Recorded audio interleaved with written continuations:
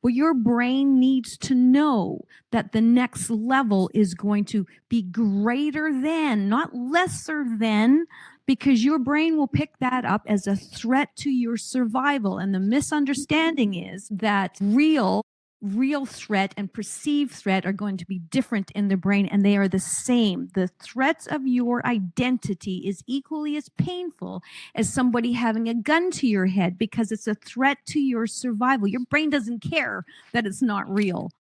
So you're going to suffer. And the amount of suffering that I see, and that what is hidden, because it's like, oh, well, if you didn't have an ego, you'd be fine being a citizen. Well, what kind of nonsense is that? No, that's because you got higher standards. Like, that's something to be proud of. You want to keep your high standards, and it doesn't matter if you don't have some big glorious role.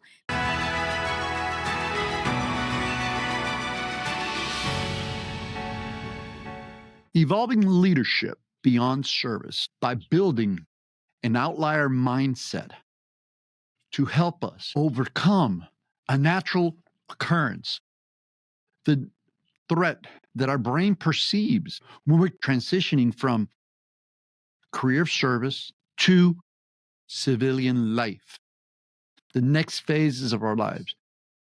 What do we go through?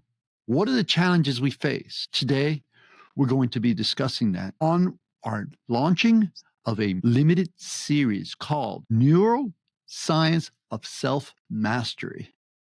It's a big term. Curious? Well, today on Bets and Badges, my co-host for today and for this limited series is Dr. Pamela Seraphine, a neuroscientist and futurist recognized as a global authority in neuroscience for high-stakes leaders and human performance. She is also the international best-selling author of Neuro Mastery. Welcome, Doctor. How are you? I'm great, thanks. Nice to be here, Robert. Doctor, tell us a little bit about yourself and this awesome book and this incredible topic that we're going to be discussing today. My background is in neuroscience and neurobiology of trauma, and also sports psychology, so very interdisciplinary training. And I'm very passionate about teaching others how to master the brain, because most of the times people don't realize that this is actually possible. We've used outdated frameworks and in leadership, in performance, in all sorts of industries. There's such broken frameworks. And so I love bringing in the actual science, the neuroscience of how the brain actually works. And when it comes to expansion of leadership and recalibration of identity, there's no better topic than to bring in the brain into this topic. So I love that. You know, I feel honored and privileged at the same time to have you, the international best-selling author, right? A book that teaches new models, new modalities on better understanding who we are. That we're not our brain, we're not our thoughts, we're more than that. But today with us, as they say, a picture paints 1,000 words. We have the honor and privilege of also bringing back a person who has served our nation, a person who we owe as a country an immense debt of gratitude. Retired Master Sergeant Jeremy Gann. Jeremy is a combat veteran, a person who was deployed to Ramadi, Iraq, amongst other places, but specifically, he endured more than 15 months of combat. Today, Dr. Seraphine and I are going to speak with Jeremy and address this issue of perceived threat from the brain in developing that outlier mindset to overcome the threat that our brains perceive when you go from one portion of your life to the next phase. Jeremy, welcome. How are you? Hello. Hey, doctor. Hey, Hi, Robert. Jeremy. Good to be with you. Doing great, man. Enjoying some sunshine. So you're joining us from Arizona? I'm in Arizona. And the good doctor's joining us from Calgary, Canada. So we have this rather wide-reaching cast. Doctor, let's jump into this. let's get right into this topic of conversation. Educate Well, you know, us. I want to add this so that the listener knows why this is such a great combo too, because I may not seem like I have anything relational to Jeremy or to you, Robert, but I come from a long history of trauma and PTSD and violence and poverty. I have lived this, and I don't teach anything I haven't mastered. So this is a different level of conversation. And I'm very passionate about bringing this to, of course, military vets and, you know, general public, but mostly to you guys, because there's so much misunderstood, so much nonsense, absolutely garbage and nonsense that you're getting fed as the popular narrative. And so Jeremy and I are going to bust through those myths together. Yeah, and one thing that I failed to mention in my introduction of you, and I apologize, doctor, is that you're a futurist, right? Yes. You're a person that really specializes in helping others develop their future identity. Yes. And I just want to add, as a futurist, I'm not speaking directly about technology. I'm talking about the human capacity, the future of that. We haven't even tapped into it because the old models of self and mindset and mental health, the mental side of self is so outdated. And so I really believe we haven't tapped into the potential of human intelligence and what is possible for us. So I really want to dig into that today, because there's a whole other world out there that most people have never even been exposed to. They don't even know it exists. So it's not even a choice yet if you don't know it exists. So that's what we're bringing to the table. So for context of those that are viewing, real quick, I will ask the audience to consider or to think of those people, whether it's themselves or people they know, that are having a real hard time transitioning from their current careers into future careers or the next part of their lives. We often say in law enforcement and the military sector that our end of service transitions us into civilian life, right? But what is that? Are we then destining those people that have served to build an identity that is in conflict with their current identity? So I want to go into this topic, and I want you guys to talk. I'm gonna turn it over to you, JT, so you can give us a little bit about your background. But doctor, do you have anything else that you want to say before JT gets started?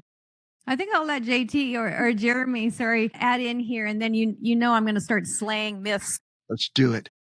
Well, I think the perspective that I provide is from a military veteran, a combat veteran, 20 years of service, most of my adult life spent in the Army, mostly in a leadership capacity. So just a little bit about myself. Like I said, I joined the Army, 19 years old, 82nd Airborne paratrooper, went to combat in Afghanistan, went to combat again in Iraq with the 82nd Airborne, then transitioned to another unit. Shout out to the Bandits 137. I was part of Task Force Bandit in the second Battle of Ramadi, 2006 and 2007. And so in talking about transitions, I actually had a couple. My career in service was spent between the Army and active duty service in the Army National Guards. Uh, the final deployment that I was speaking of there was very intense, 15 months in a just extremely hostile urban combat setting that really left a lot of impressions on the mind, body, and soul that as a young man, I certainly was not aware of at the time.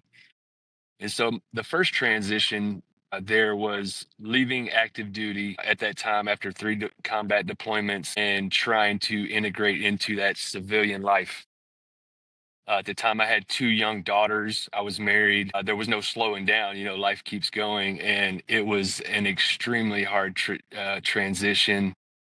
Did not realize the impressions that and the traumas that were created from those experiences. And it really wreaked havoc on my life. And I fell into the trap that a lot of people do. A lot of the same issues popped up in my life: substance abuse, anxiety, depression, anger. All these issues were pretty constant. And it took a long time to realize that there was a problem, and then trying different solutions, different modalities is certainly common. Talk therapy and medication seem to be the Western solution to a lot of these issues. So that was a struggle for a lot of years. As I said, I went on to continue active duty service in the National Guard. I was an instructor. I finished my career in recruiting and retention. And so then there was another transition, leaving the military for good this time. And this one went a little bit smoother. On my way out, the universe provided me with some new tools and techniques that I wasn't aware of before. So I have integrated some non-conventional techniques, I would say, certainly in the community that I'm coming from, and even in the West, it's not something that we utilize. Started really opened my mind to new possibilities, and to see just what techniques, what technologies are out there for finding peace and some inner stability. I'll leave it there for now. Yeah, man. So question, how many jumps, brother? Jumps, like 25 or 26 jumps. Hey. Unfortunately, most of my time in the 82nd Airborne was spent in the desert in a combat situation. I didn't get to enjoy the airborne experience in the way it could have been, but it was It's a the good best time. high you ever have. The best high one will ever have, right? All the way and then some. Yeah, my knees would disagree these days. Well, doctor, let's bring you into this conversation. Where should I start? I'll take one thing off the table. This idea that you can go from such an elite professional and what you have done, Jeremy, and what others like you have done, and go from that to downgrading to the level of a civilian. Like, that needs to be taken off the table. That should have never been on the table for you guys. Or anybody, if you're transitioning from any kind of life transition, it has to be to elevate. It is to evolve. It doesn't matter if you've gotten demoted, if you've gotten fired, if you're retiring, if you've gotten divorced. It's always to evolve at a higher level. It's not like you've maxed out your sophistication. You can't go any higher. And that's what you've been sold. It's like, well, I was elite, so everything else is kind of a downgrade. And it's like, well, what kind of limited thinking is that? Like, get it off the table. Because everyone listening you have to understand that it's limitless. And that's what the outlier mindset is about. And I am 100% an outlier. So I am living this. And let me say this. Before I got into all this, I was a professional drummer and musician for 30 years. Okay, so I got injured. And so I transferred into this new academia of pursuing neuroscience. What would have happened if I thought, oh, I'm only going to be a drummer the rest of my life? Like, how limiting would that have been? And let me tell you, I was dumb as a stick when I went back to university. I had no education. I had less than a high school education, but I was always about excellence and mastery, even through the trauma and through everything. That was the target. And so I never limited it. And so everything I do is to be the best in the world. It is to be elite at all times. Now, it's not for external. I don't care. I'm doing all the work. And that's what an outlier does. And that's what you have done. You've gone outside the statistical norm. And you as well, Robert, you're outside the statistical norm and expanded past that, taken risk, and brought in this non-conformity ability to try things that are outside, right? And that are not the conformed way of being and doing things. And that's so admirable. Like, it's so, like, I need to hear more story of what you were doing, Jeremy, because it's so admirable. And it's really important to highlight that, because that's what an outlier does. Now, it doesn't matter if that's your role that you've taken, that identity, like you can tell that's my identity, or the mindset of one. You can just use it as a lens. But there's a big difference between being an outsider, which just means that you've been kind of pushed outside the norm, right? That you've been rejected by the norm, or an outlier means you've transcended beyond the norm, which is what you have done. You know, one thing that I'd like to jump in here on, because you just inspired a couple thoughts here, right? When I retired from law enforcement, it was one day I was in police work, turned in my gear, the next day I'm out and looking at myself as a civilian. Now, I had little advantage because I had been forewarned that I should plan my next step. And I was planning my next step going from law enforcement to elected office. But I will tell you that I still experienced something that I think I would like you guys to talk about is that feeling of shit, it's done. What now? I feel less than because I'm no longer, in my case, wearing a uniform or a badge. Did you experience that, JT? And Doctor, please share it with us. Help us get through those thoughts for the people that are out there listening and watching. Yeah, go ahead, Jeremy. Well, yes, sir, absolutely. I think that's not a unique thing. You know, there's a lot of people experiencing that same thing in a sense of loss. I didn't get a chance earlier. First, I would like to say, Doctor, your book was awesome. And let's make sure we give that props. I really admire your work and will certainly testify to it being a legitimate framework for transformation. And so I think that's what our discussion here is today. So Thank you. I appreciate that.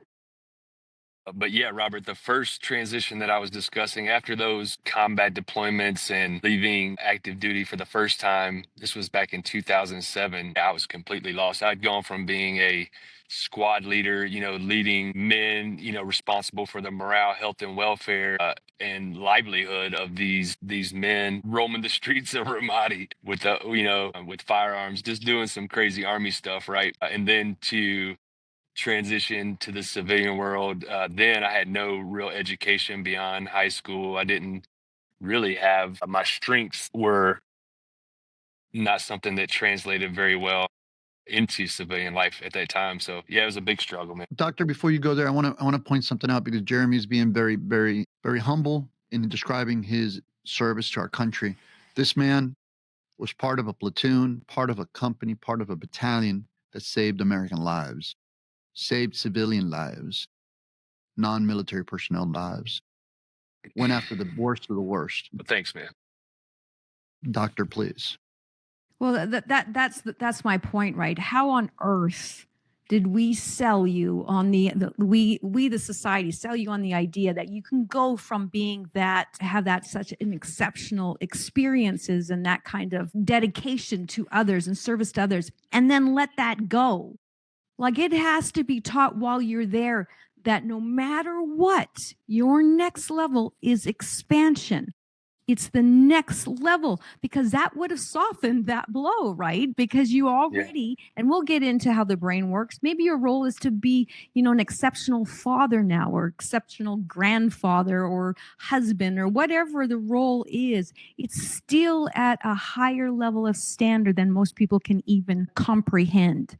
And that's what I think is important here. So how do we overcome these issues, these threats, these obstacles that we self-create, right? Since we are not our brain, we're not our thoughts. We're a combination of our body, soul, and those other two components that I just mentioned. How do we overcome that, Doc? Well, I'd love to hear. I want to hear from Jeremy. What were some of the non-conventional modalities that you use? I'm a little bit familiar with them, so I'm like, let's dig into that because that's a lot of fun. Yeah, happy to. And it's very interesting how this all came about in my life. You know, my background, both military and my childhood, nothing suggests that I would find myself on a path of, really following Eastern philosophy and integrating some of these practices into my life. And I still can't really say exactly how it found me, but it did. And it has led to a tremendous transformation, both internally and how I occur for others now. So it certainly beyond convention. So when I say Eastern philosophies, I guess I would just start with meditation being the number one practice, or consider meditation a technology. Really, it's an ancient technology that has somewhat been lost. And it's a practical way of seeing seeing more of reality, right? And from a neuroscience perspective, Doc, I think like we all live in our own little virtual reality, right? We're all here together, but our brains are creating this reality that we're experiencing. And so meditation is a practical way to begin to see more. It's a way to bring clarity. It's a way to realize stillness within, and we're talking mind, body, soul. And from that stillness comes insight. And that's a really powerful word, is insight. You know, it's beyond knowledge and learning. And with insight, I believe, comes wisdom. And so with I think just the most basic practice of meditation is just sitting and being with yourself, not no agenda. If you just sit and observe yourself, observe the sounds as they come and go, you can observe thoughts, you can observe emotions, the movement of energy within your body. Once again, I can't necessarily explain the how of it, but I can, from experience, explain the tremendous transformation that can take place there in your sense of self, inner sense of self, who you truly are beyond the stories, beyond the person. That's fantastic. I think that we got to really dig into that, because there's a lot to unpack there. Because for one thing, how admirable that you actually went and actually tried to learn how to meditate. Like, that's spectacular. Most people can't even get there, because that alone is like such a threat to them, because it's outside the norm, right? There's a lot of uncertainty. There's a lot of, misunderstanding. And really, it's very basic from a brain-based perspective. Meditation isn't like, it doesn't have to be this huge spiritual, it can be if you want it to be, but it depends on the lens in which you're seeing it. Now, it can be used just to sustain high performance. It can be used to elevate your leadership, your ability to focus, your ability to have a stronger brain-body connection. Right? So it depends on what you want to use it for. It doesn't have to be to, be in touch with your any inner thoughts and feelings or emotions, because that's what you were looking for, right?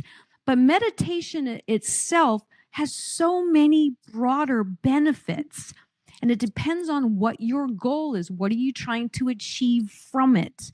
Now, you might be saying, you might be thinking, I don't want to achieve anything, right? It's non-achieving. However, it depends on the lens, right? So let's look at meditation as there's two basic types of meditation, or two categories. There's closed and open. It's that simple. Open means you are consciously aware of your unconscious thoughts, right? You're now aware of your thoughts. It's what most people call mindfulness meditation. And I think a lot of what you do, there's a lot of open meditation in your practice. Is that true? Yeah. Yes, ma'am. Yes. Yeah, so you're bringing awareness to your thoughts, realizing that no, you are not your thoughts. If you take away anything from this podcast, please know this the rest of your life. You are not your thoughts. Yeah, absolutely. And you're not your brain. So you're aware of now that's one practice. That's a really valuable practice, because it gives you space to go, how is my brain thinking like that? Where did those thoughts come from? You're just allowing it, right? Now, there's another side, which is closed meditation, which means you're forcing your brain to focus on an object, on a sound, on a word, on a phrase, on a rhythmic pattern, whatever it may be. The goal is to bring your thoughts, your mind back to what the focus is. Now, that is such a strength. Like that ability to do that is absolutely incredible. And what happens is, because there gets so much confusion out there, it's like people don't want to try it because it seems a little odd. Now, I brought in rhythmic meditation because, well, no shit, it's been around for 8,000 years. This isn't a new epiphany. But it's just starting to be kind of like discovered in Western society. It's like, yes, you can meditate on a rhythmic pattern. It's one of the best ways to get your brain and body back in sync. Now, for trauma survivors, or especially combat, if you've had a lot of trauma exposure, It's very difficult to allow yourself to experience any kind of visceral emotional experience from your body, because it's going to signal all sorts of fuckery, is what I always say. It's just going to signal all sorts of problems, right? Yeah. So you have options with meditation. It isn't about just sitting, close your eyes and letting your thoughts go.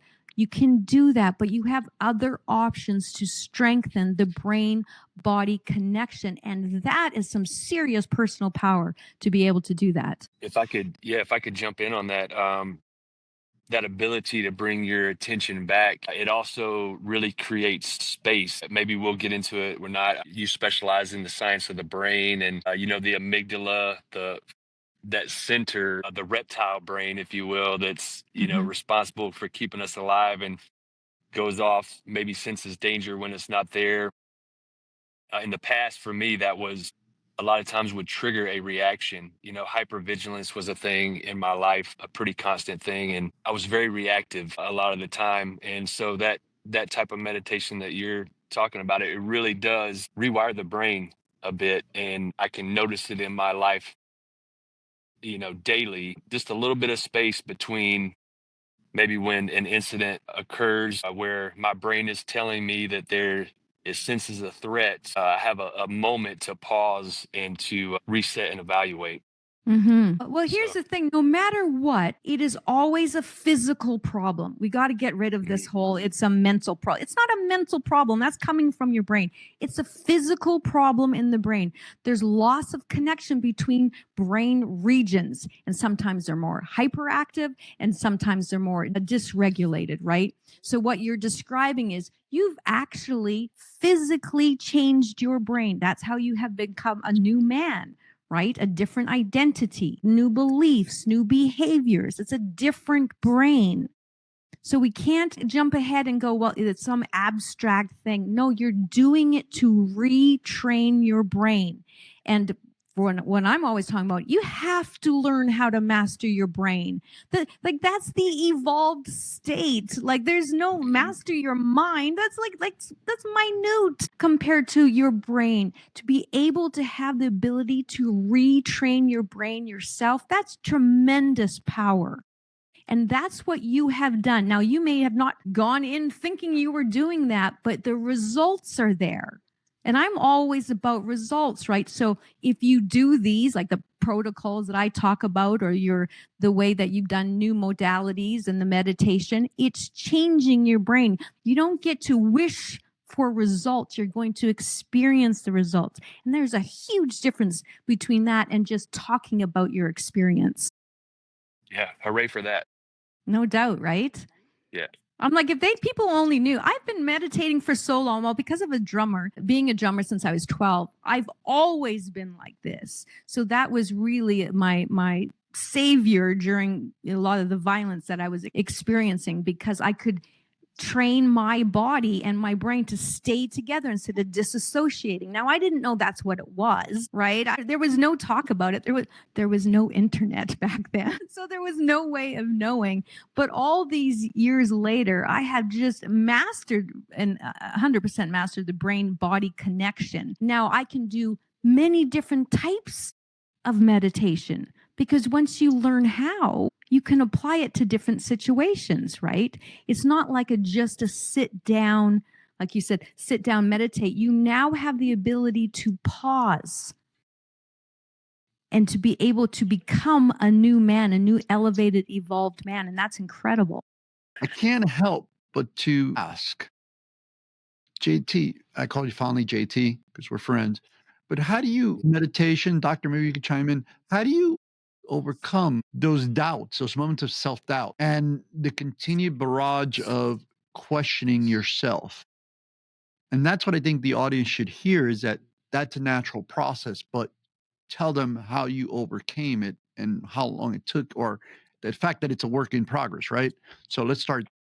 Brother, well, thank you for asking me first and not the doctor, because she's going to have a much more eloquent way of saying it. I've heard when I've experienced it for myself, I try to share this with others. I have many friends, veteran first responder community. I feel like most of the world could probably benefit from having a meditative practice in their life. And it's a pretty major shift in your perspective, but it's a very simple thing. Kind of touched on a minute ago, is when you realize that that is not you.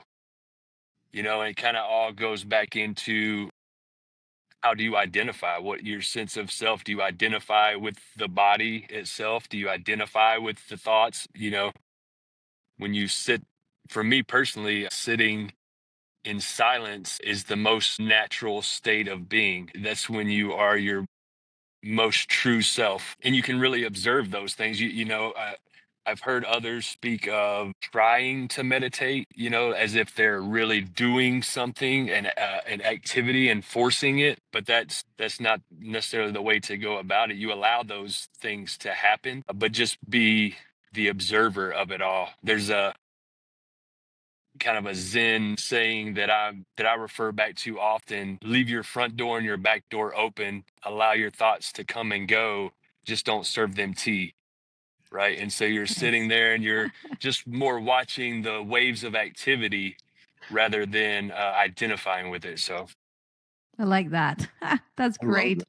I love that. Let's move forward with that to talking about the identity and recalibrating the identity, because that's really what you have done through this process, right? And you have identified with being somebody that meditates. That's part of your identity, part of your belief system that you used to not have, now you have. And that's really important to be able to develop that. Now, from a brain-based perspective, let's get back to talking about how the brain processes your identity, because in order to cultivate a new one, you've got to have an understanding of what it is, because most people think that your identity or your personality is fixed. And in reality, it is the neural architect of your brain, right? That's how you perceive yourself. You believe yourself to be is your identity. So to be able to expand on that, you've got to form a new elevated identity. Now, you don't have to be suffering or transitioning to do that. You can just claim that you want to elevate your identity or your level of leadership, right? That we had talked about this before, Robert, about if you want to be an exceptional leader, you sure as hell better be embodying that. That has to be on your to-do list. Like you've got to bring it to the forefront of your brain. You can't just think it's going to happen. Now, let me just add a couple other areas of the brain I think we should discuss, because I know that the new paradigm is a lot of amygdala and prefrontal cortex. Yep, We've got yep. two parts now. So I'm going to throw in a couple other parts here because it's important. And one is the anterior cingulate cortex. Now, this is the mediator of your brain. This determines the conflict between thoughts and emotions, physiological changes. Now, trauma or chronic stress is going to change that area. And that's linked to the insula, which is the interoception center. And that's your ability to feel your bodily internal sensations, what we call emotions, right? Now, most people in military and first responders, you're so trained to detach from emotion so you can do your job, right? But from a brain-based perspective, that means you've changed the function and the structure of those areas of your brain. Now, what you want to do is develop a sophisticated, integrated brain, right? You've got to expand your brilliance. You can't allow it to just be fragmented. And that's what happens. Now, you've tapped into it because of the meditation. Now, there's many other ways. But I want to highlight that when you change your identity, or when you lose your identity, whether from a retirement or whatever the transition is, that those two areas are going to signal significant amount of pain and suffering, because you're no longer aligned with the identity that you thought you were, which is why I'm emphasizing on, you've got to take it higher. You've got to continue to create an integrated brain and elevate yourself with more sophistication. Now, for some reason, I don't know why this is, but I know in the badass motherfuckers like you guys, tough. You can't get any tougher. I'm always like, you guys have maxed out the toughness, okay? But sophistication, like that doesn't seem to be on the table. So let's put that on the table, right? There's a bit of a proudness that you're still like, knuckleheads. I keep hearing like this, like Neanderthal, right? You're not Neanderthal. Like, no, like that's that there's nothing admirable about being that. So let's step that level up and start elevating. And especially I'm speaking to alpha males because you guys are so needed. You're running the show. We need you to elevate. We need you to evolve. Society needs you. We're counting on you to continue the leadership, right? Because the alphas really are running it in many, many ways. And this goes for anybody, but speaking to that toughness, the mental toughness, which you have maxed out, and that's admirable. But now we're going into a much more sophisticated state of being. And I think that's what's important. Okay. Well, let me give you, it's called a protocol called the identity recalibration. Now, I wrote a little bit about this in my book, right? But this is much more advanced. So I have multiple layers of more advanced training that I just haven't released yet. But I want to give you this because there's four steps to it. And if you just did this, like telling you, it change your life. Now, step one is to define your new identity. It is a role you're going to embody. Now, I'm going to suggest most of you listening or take the outlier role. If you don't take the leadership role, take the leadership role. You can be an athlete. There's no limit to that title that you take, but you have to have one. Your brain has to be able to focus on a new identity, a name of something. And then step two, choose 3 words, adjectives to describe that role, right? It can't be like, I'm just going to be an outlier now or a leader. No, what kind of leader? Are you exceptional? Are you elevated? Are you courageous? Are you playful? Are you joyful? 3 words. 3 words, not 2 words, not 1 word, 3 words, because you're going to encode that sequence into your brain, into new neural pathways. Then step 3, you're going to challenge the belief that you have about becoming that identity.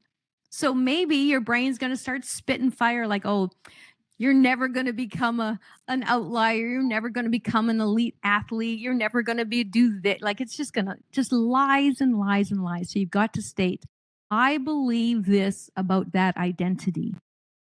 And then the 4th stage is to encode a new command. You've got to tell your brain to answer a why-based question.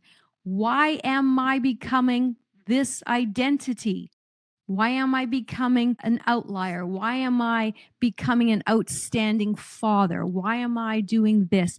Your brain is programmed to close that loop, that predictive loop. It will give you the answer if you hold it accountable. And we talked about this before, is that your soul, what I call your soul, your conscious self, is the commander of your brain. It has the ability to tell your brain what the hell it should be focusing on. You cannot allow your brain to focus on whatever it wants to because, like I said, it will take you down the path of fuckery, right? That's the path of what your brain will do to you unless you have control over it.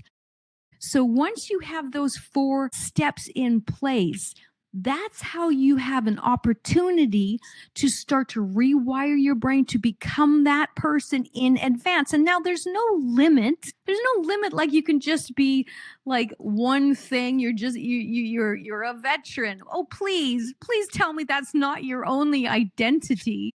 Like, let's elevate from there, right? There's so many more choices that you could choose, right? The most difficult, of course, for most people is an outlier because you have to be willing to go against the norm. And that is a threat to the brain. So you've got to choose things that make you break a sweat a little because that shows that you're outside your comfort zone. Like you can't choose something that you already think you're pretty good at, right? You're like, well, no, Yeah. no, you need to push yourself. Like I recently am programming in this 90 days, being an elite athlete. Now I am training to break a world record. Do you know how difficult that is? Like it is so outside my comfort zone, but I'm doing the work. So my brain is consistent, right? You can tell it's not like it'll still fight against it, but the behaviors I have set in place has already proven to it that I'm running the show. It doesn't get to tell me that I don't get to be that. And that's what everybody has the opportunity to do. Incredible words there. That comes from Dr. Pamela Seraphine, the international best-selling author of Neuromastery. So, JT, in the closing minute here, does that resonate with you with what the doctor said? Yes, it resonates deeply with me, which is why I'm so excited to have this conversation. Neuroscience in general has been part of the toolkit that I've assembled in my personal transformation. I guess the last things I would say, all this discussion that we're having, there has to be a want to change, a self-awareness and a recognition, and a want to make that change, and then a willingness to put in the work. As kind of we've been saying, it's not going to happen on its own. The programming will continue status quo unless you put in the right effort. But it's experiential. It's proven Absolutely. it will work. 100%. So, doctor, we have the ability, am I correct? We have the ability to train our minds or our brains. Yes. Look Brain. at that. Look at how you corrected that. Like right there. That's the difference, right? That's going to make you in time. This is a new man evolving because now you're like, well, wait a minute. That didn't make any sense when I said it, right? And so now that's the sign, right? And before we close out, I want to say thank you to both of you, and I want to tell you how much I respect you for all that you have done and continue to do in service for others. I just want to make sure that you're aware that I do respect you and admire you greatly for that. Appreciate it. On that note, this has been another episode of Bets and Badges. We'd like to thank our producer behind the scenes, the Miami's Community News team, who has been providing us a platform for us to get these podcasts out and interview these great individuals that we bring to you. You can catch us on all major podcast platforms like Spotify, Amazon, iHeart, Apple, YouTube, our betsandbadgechannel.com or betsandbadges.com. Thank you. Look forward to speaking with you next time.